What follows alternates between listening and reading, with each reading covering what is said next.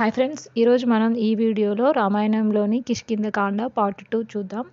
ఇంతకుముందు వీడియోలో కిష్కింధకాండలోని పార్ట్ 1 కూడా చెప్పడం జరిగింది. అలాగే రామాయణంలోని ఇతర కాండాలు కూడా చెప్పడం జరిగింది. మీరు వాటిని కూడా ఫాలో అవ్వండి. ఇప్పుడైతే ఈ వీడియోలో కిష్కింధకాండలోని పార్ట్ 2 చూద్దాం. పార్ట్ 1లో వాలి యొక్క జీవిత అధ్యాయం గురించి చెప్పడం జరిగింది. వాలిని సుగ్రీవుడు ఎలా చంపాడు అనేది కూడా చెప్పడం జరిగింది. వాలి జీవిత అధ్యాయం పార్ట్ 1లో ముగిసింది. వాలి యొక్క జీవిత అధ్యాయం ముగిసిన తర్వాత సుగ్రీవ హనుమాదాదులు శ్రీరాముని దగ్గరకు వచ్చారు. హనుమంతుడు శ్రీరామునితో సుగ్రీవుని పట్టాభిషేక విషయం ప్రస్తావించాడు. దీనికోసం కిష్కింధకు రమ్మని ప్రార్థించాడు. తండ్రి ఆజ్ఞ మేరకు 14 సంవత్సరాల వరకు ఏ గ్రామంలో కానీ నగరంలో కానీ తాను అడుగు పెట్టనని చెప్పి పితృవాక్య పరిపాలనను మరోమారు చాటుకున్నాడు శ్రీరాముడు. సుగ్రీవునికి శుభం పలికాడు. తాను ప్రసవనగిరి మీద ఉంటానన్నాడు. వర్షాకాలం పోయాక సీతాన్వేషణ ప్రయత్నం ప్రారంభించమని సుగ్రీవుణ్ణి ఆదేశించాడు. సరేనన్నాడు సుగ్రీవుడు. కిష్కింధకు రాజుగా సుగ్రీవుడు, యువరాజుగా అగంధుడు పట్టాభిషిక్తులయ్యారు. కాలం గడుస్తున్నది. శరత్కాలం వచ్చింది. సీతాన్వేషణ కార్యభారాన్ని సుగ్రీవుడికి గుర్తు చేశాడు హనుమంతుడు. తదనుగుణంగా సేనలను సమీకరించమని సేనాపతి అయిన నీలుణ్ణి ఆజ్ఞాపించాడు సుగ్రీవుడు. ఇది శ్రీరామునికి తెలియదు. లక్ష్మణుణ్ణి పిలిచి సుగ్రీవుని దగ్గరకు వెళ్ళమన్నాడు. లక్ష్మణుడు కిష్కింధకు పయనమయ్యాడు. సుగ్రీవుడు రాజభోగాలతో ఓలలాడుతున్నాడు. సీతాదేవి ఎడబాటు వల్ల నిలువునా నీరవుతున్న తన అన్నగారు మరియు నిర్లక్ష్యంతో ఉన్న సుగ్రీవుని చూసి లక్ష్మణుడికి కోపం, ఆగ్రహం కట్టలు తెంచుకుంది. బుసలు కొడుతున్నాడు. అతని ముందుకు రావడానికి ఎవరూ కాళ్ళాడడం లేదు. వానరులు, మంత్రులే కాదు, సుగ్రీవుడి పరిస్థితి అంతే. మందిర ద్వారం దగ్గరికి వచ్చిన లక్ష్మణుడితో మాట్లాడడానికి తార వెళ్ళింది. స్త్రీల పట్ల కోపం ప్రదర్శించకూడదని శాంతించాడు లక్ష్మణుడు. సుగ్రీవుడు సీతాన్వేషణకు శ్రీకారం చుట్టాడని తార లక్ష్మణుడికి చెప్పింది. అంతఃపురంలో ఉన్న సుగ్రీవుణ్ణి కలిశాడు లక్ష్మణుడు. శ్రీరాముని దయ వల్లనే తాను ఈ పరిస్థితిలో ఉన్నానని కృతజ్ఞత ప్రకటించాడు సుగ్రీవుడు. మహాపరాక్రమశాలి అయిన శ్రీరామునికి తన సహాయం నిమిత్త మాత్రమేనన్నాడు. తన వైపు నుంచి ఏదైనా తప్పు జరిగితే మన్నించమన్నాడు. లక్ష్మణుడు శాంతించాడు. తన అన్నగారి దగ్గరికి సుగ్రీవుణ్ణి రమ్మన్నాడు. సుగ్రీవుడు వివిధ ప్రాంతాలలో గల వానర వీరులను రావాల్సిందిగా చెప్పమని హనుమంతుణ్ణి ఆజ్ఞాపించాడు. 10 రోజుల్లోగా రాకపోతే వాళ్లకు మరణదండన తప్పదని హెచ్చరించాడు. హనుమంతుడు ఈ వార్తను అన్ని దిక్కులకు వేగంగా పంపాడు. ఫలితంగా కోట్ల మంది వానర యోధులు కిష్కింధకు చేరుకుంటున్నారు. శ్రీరామునితో సుగ్రీవుడు సమావేశమయ్యాడు. వానరుల రాకను గురించి తెలిపాడు. సీత జాడను తెలుసుకోవడం, రావణుడి నివాసాన్ని పసిగట్టడమే ప్రధాన కర్తవ్యం అన్నాడు శ్రీరాముడు. శ్రీరాముని సూచన మేరకు సీతాన్వేషణ కోసం వానర వీరులను నలుదిక్కులకు పంపాడు.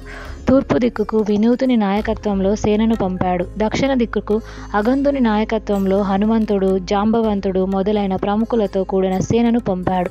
మేనమామ అయిన సుషేనుని నాయకత్వంలో పడమరకు, శతబలి నాయకత్వంలో ఉత్తర దిశకు సేనను పంపాడు. ఒక్కొక్క దిక్కుకు ఏ ఏ ప్రదేశాల గుండా వెళ్లాలో, అక్కడ ఏమేమి ఉంటాయో వివరంగా చెప్పాడు సుగ్రీవుడు. ఆ ప్రదేశాలకు సంబంధించిన అతడి జ్ఞానం చూస్తే ముక్కున వేలు వేసుకుంటాం. 1 రోజుల్లో సమాచారం తెమ్మని సుగ్రీవుని ఆజ్ఞ. సీతాన్వేషణను సఫలం చేయగల సమర్థుడు హనుమంతుడేనని సుగ్రీవుని నమ్మకం. హనుమంతుడు అంతే విశ్వాసంతో ఉన్నాడు. శ్రీరాముని భావన కూడా అదే. అందుకే తన పేరు చెక్కబడిన ఉంగరాన్ని హనుమంతుడికి ఇచ్చాడు శ్రీరాముడు. సీత దీన్ని చూస్తే హనుమను రామదూతగా నమ్ముతుందన్నాడు. హనుమంతుడు నమస్కరించి రామముద్రికను గ్రహించాడు. శ్రీరాముని పాదుకలకు ప్రణమిల్లి ప్రయాణమయ్యాడు. సీతాన్వేషణకు బయలుదేరి 1 రోజులు కావస్తున్నది. తూర్పు, పడమర, ఉత్తర దిక్కులకు వెళ్ళి తీవ్రంగా వెతికి రిక్త హస్తాలతో వెనుదిరిగారు. గడువు ముగిసే నాటికి ప్రసవనగిరిలో శ్రీరామునితో ఉన్న సుగ్రీవుడి దగ్గరకు చేరుకున్నారు. సీత జాడ కోసం చేసిన కృషి ఫలించలేదని విన్నవించుకున్నారు. హనుమంతుడు ఈ విషయంలో కృతకృత్యుడవుతాడని ధీమా వ్యక్తం చేశారు. ఎందుకంటే రావణుడు సీతను తీసుకువెళ్ళింది దక్షిణం వైపే కదా. అగంధుని నాయకత్వంలో దక్షిణం వైపుకు బయలుదేరిన హనుమంతుడు మొదలైన వాళ్ళు అణువణువునా గాలిస్తున్నారు. సుగ్రీవుడిచ్చిన గడువు పూర్తయింది.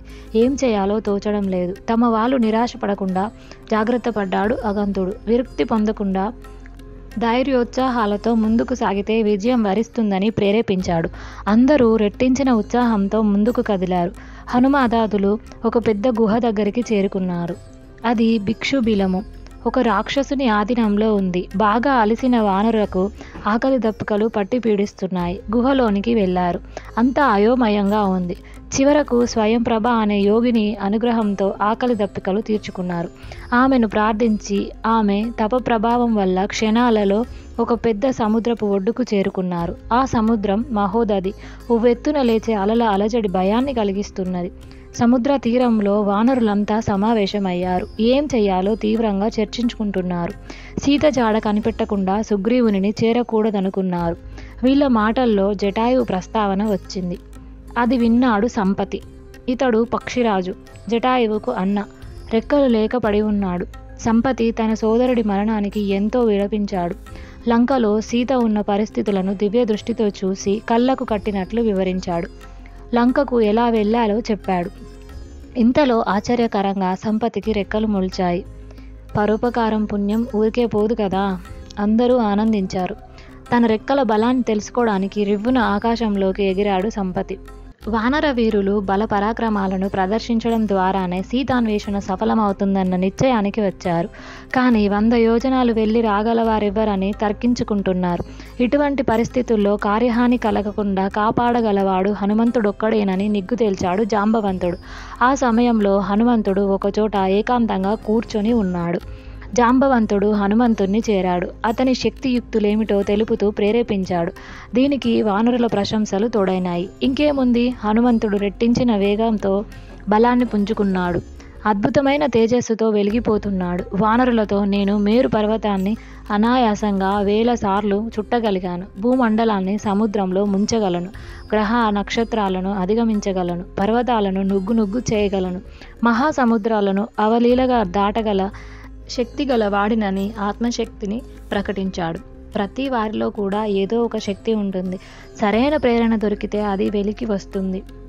హనుమంతుని మాటలకు జాంబవంతుడు ఆనందించాడు. నాయనా, నీ ధైర్యోత్సాహాలకు తగినట్లుగా మాట్లాడావు.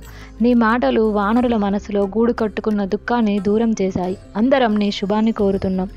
ఋషులు, వృద్ధవానరులు, గురువుల అనుగ్రహంతో ఈ సముద్రాన్ని లంఘించు. నీ రాక కోసం ఎదురు చూస్తూ ఉంటాం. మన వానరుల ప్రాణాన్ని నీపైనే ఆధారపడి ఉన్నాయని తెలిపాడు. తాను లంఘించే సమయంలో తన బలాన్ని భూమి భరించలేదని, మహేంద్ర పర్వత శిఖరాలు అందుకు తగినవని హనుమంతుడు పలికి మహేంద్రగిరికి చేరాడు. ఇంతటితో కిష్కింధకాండలోని పార్ట్ 2 అయితే కంప్లీట్ అయిపోయింది. నెక్స్ట్ సుందరకాండం వీడియో ఉంటుంది. ఈ వీడియో కనుక మీకు నచ్చినట్లయితే ఒక లైక్ చేయండి, అలాగే సబ్స్క్రైబ్ కూడా చేయండి. Thank you for watching.